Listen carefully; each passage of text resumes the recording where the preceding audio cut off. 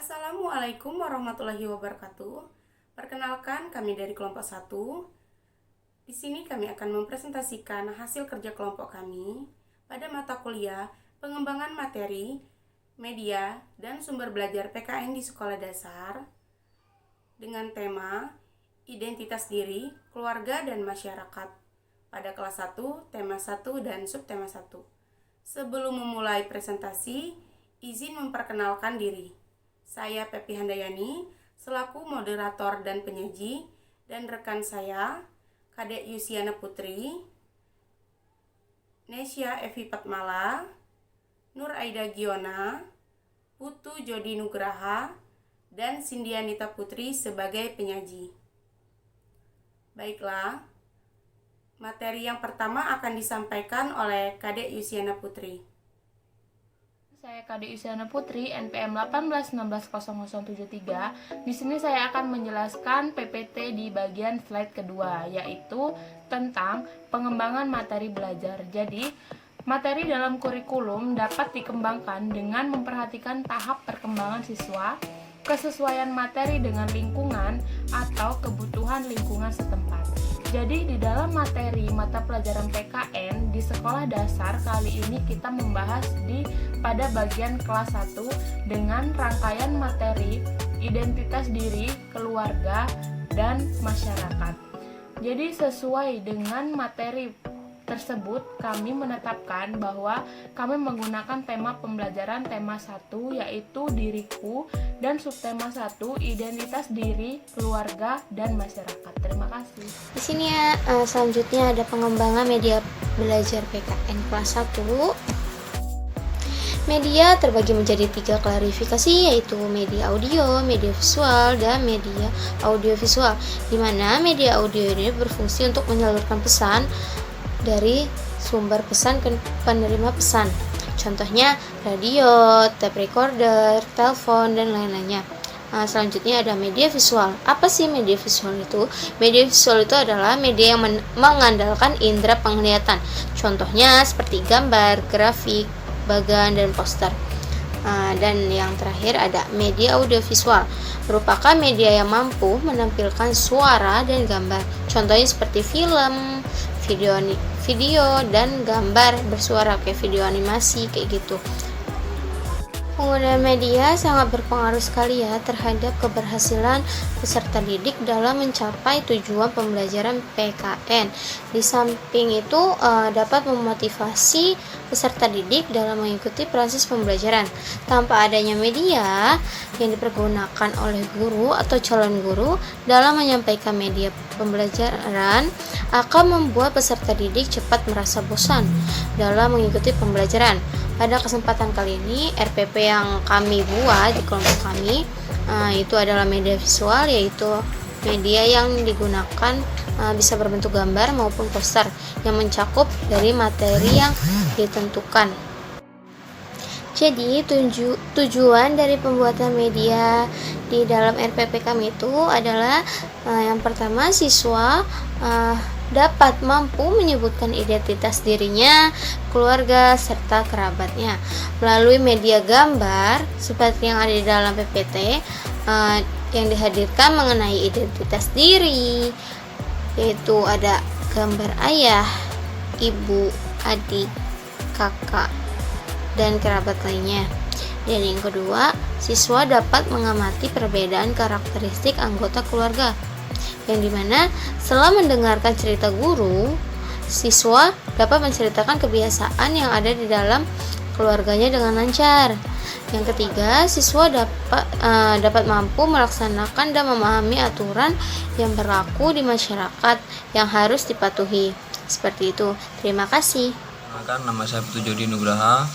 Di sini saya akan membacakan alat-alat yang digunakan, yaitu gunting, lem, pena.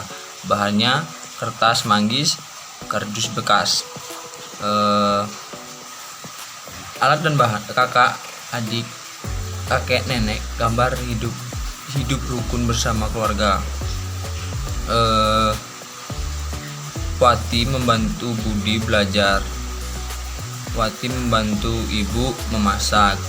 Budi membantu ayah menyuci mobil. Gambar peraturan dalam masyarakat roda dalam menjalani keamanan. Baiklah, materi selanjutnya adalah manfaat media. Papan identitas diri. Membantu siswa kelas 1 sekolah dasar dalam mengenal identitas dirinya seperti memperkenalkan dirinya dan anggota keluarganya dengan media yang telah dikembangkan. Yang kedua, mading keluarga.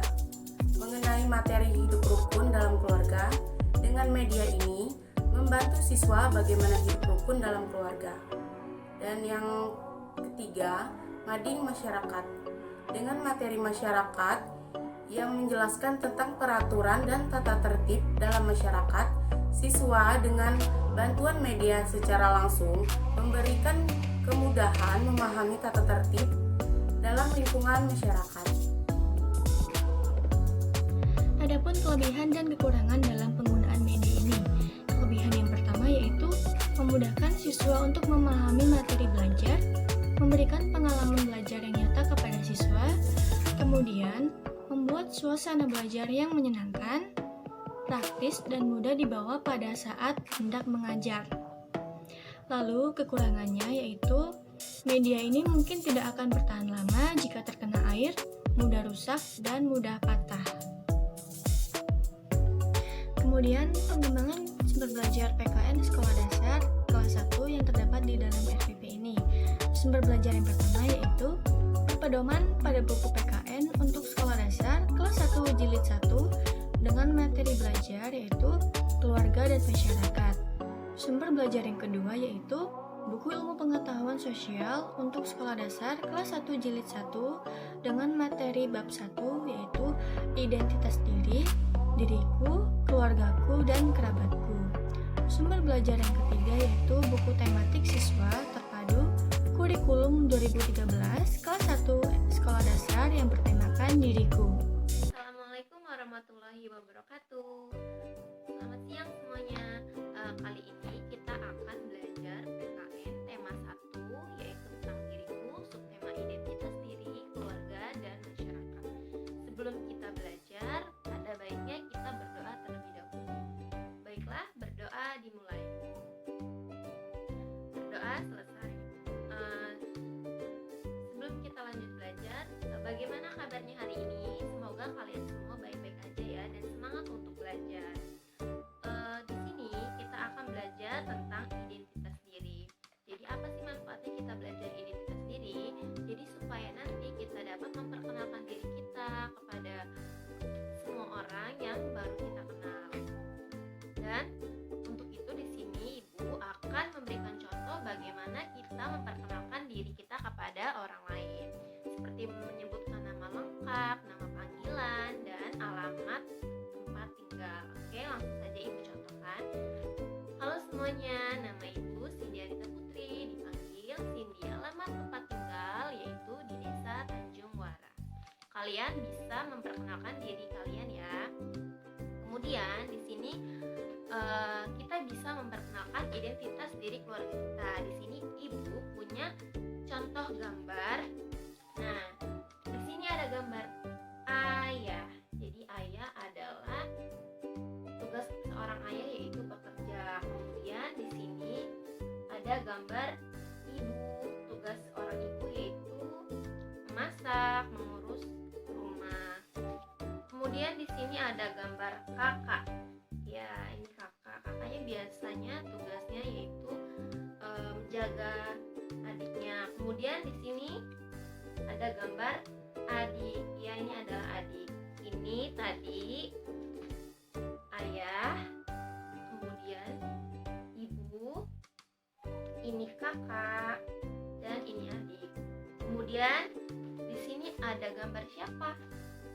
Iya, ini ada gambar kakek dan juga nenek.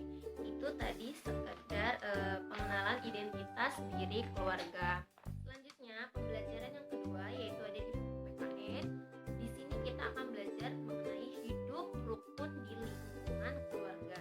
Jadi kita harus hidup rukun di lingkungan rumah kita dan di sekolah. Apakah kalian di rumah hidup rukun dengan keluarga kalian? ya, kita harus hidup rukun bersama keluarga kita. Di sini ibu akan menceritakan mengenai hidup rukun di dalam sebuah keluarga. Langsung saja kita ke ceritanya. Aku hidup rukun bersama keluargaku. Ayahku bernama Pak Rahmat, ibuku bernama Siti, dan kakakku bernama Wati. Kami tinggal di desa Sukamaju. Kami selalu hidup rukun.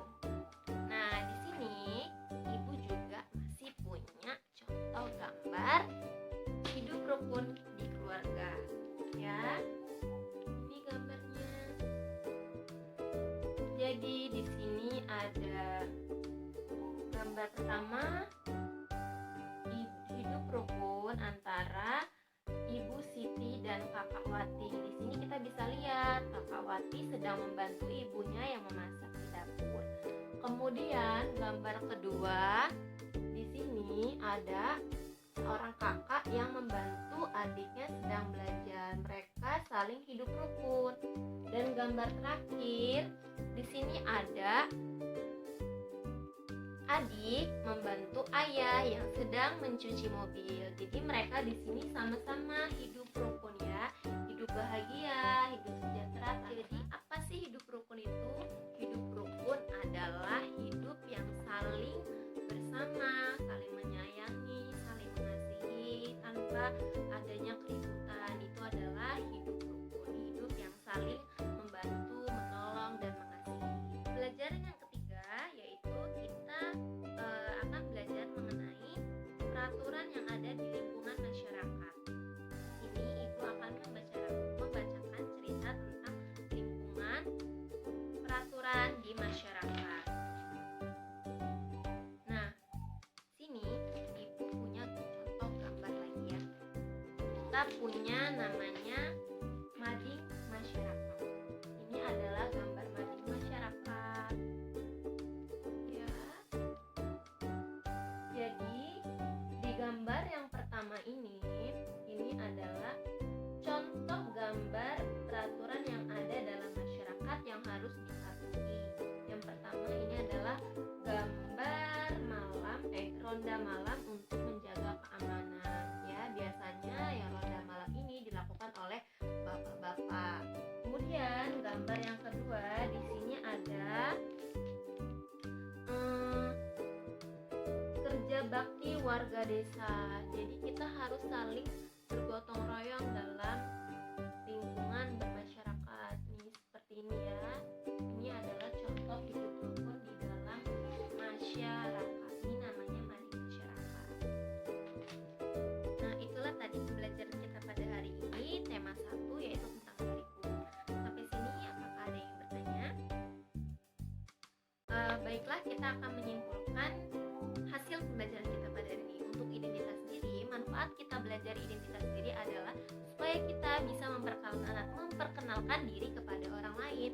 Contohnya, kita ingin memperkenalkan diri kita kepada orang yang belum kita kenal. Kita bisa memperkenalkan diri kita seperti menyebutkan nama, tempat tinggal, dan lain-lain. Kemudian pembelajaran yang kedua tentang keluarga. Jadi bagaimana cara kita hidup rukun di keluarga dengan saling mengasihi, saling menyayangi satu sama lain antara anggota keluarga yang lain. Menyayangi ibu, menyayangi ayah, menyayangi kakak, adik, dan kakek nenek. Kemudian pembelajaran yang ketiga tentang masyarakat. Di masyarakat kita harus mematuhi peraturan yang ada di dalam masyarakat seperti ronda untuk menjaga keamanan desa, kemudian ada gotong royong guna untuk mempererat tali persaudaraan. Mungkin cukup sekian pembelajaran kita pada hari ini. Ibu akan memberikan pekerjaan rumah. Kalian nanti bisa mengerjakannya bersama orang tua, yaitu dengan bantuan orang tua ya. Semoga pembelajaran kali ini bermanfaat. Sampai jumpa di pertemuan selanjutnya. Wassalamualaikum warahmatullahi wabarakatuh. Baiklah, sekian yang dapat kami sampaikan. Lebih dan kurangnya kami mohon maaf dan kami akhiri. Assalamualaikum warahmatullahi wabarakatuh.